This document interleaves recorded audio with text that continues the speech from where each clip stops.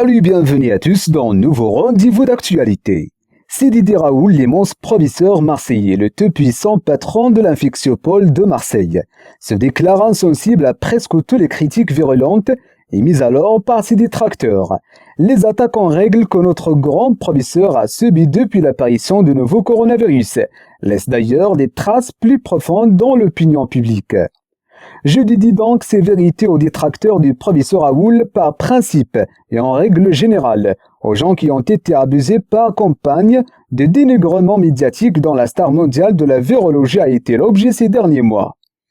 Il n'est pas indiqué de s'affoler et il faut toujours surveiller. Ce sont les maîtres mots de professeur Raoult. Les pays qui n'ont pas l'habitude des maladies infectieuses s'affolent et la pandémie a été gérée dans les pays occidentaux, comme si elle n'était pas une maladie infectieuse contagieuse. En Occident, poursuit-il, à chaque nouveau problème, il faut une nouvelle réponse souvent motivée par d'énormes enjeux financiers. C'est ce que j'ai essayé d'expliquer au plus haut niveau. On a sous-estimé son protocole parce que les gens sont arrogants. Il est regrettable que le recyclage des anciennes molécules ne soit pas compatible avec l'économie actuelle. Dans l'actuel modèle occidental, ce sont les industries qui font les essais. Alors qu'à l'Infectiopole existe toutes les technologies et l'équipement pour faire nos recherches en toute indépendance. Il y a là, certainement, un vrai thème de réflexion pour demain.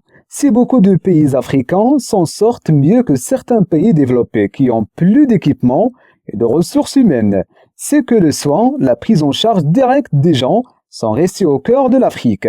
Par opposition, dans certains pays européens, nous sommes arrivés à un moment où on disait aux gens « N'allez pas voir votre médecin ». Pour Didier Raoult, c'est une remise en cause de l'histoire de l'humanité. Penser qu'on pouvait soigner cette maladie en se passant des médecins, ce n'est pas possible. C'est une erreur. Alors que l'on considère en France que puisqu'il n'y a pas de nouveaux médicaments, il faut être prudent, il faut attendre. Les Chinois et les Africains faisaient un autre choix. Prendre ce qui est à leur portée pour soigner les malades. Enfin, l'Afrique, sans doute fière de la manière dont il a géré cette épidémie lors de périls pour le monde d'aujourd'hui. Mon avis personnel, et si on pouvait en dire autant de l'Hexagone, et si le professeur Raoult avait raison. C'est la fin de ce rendez-vous.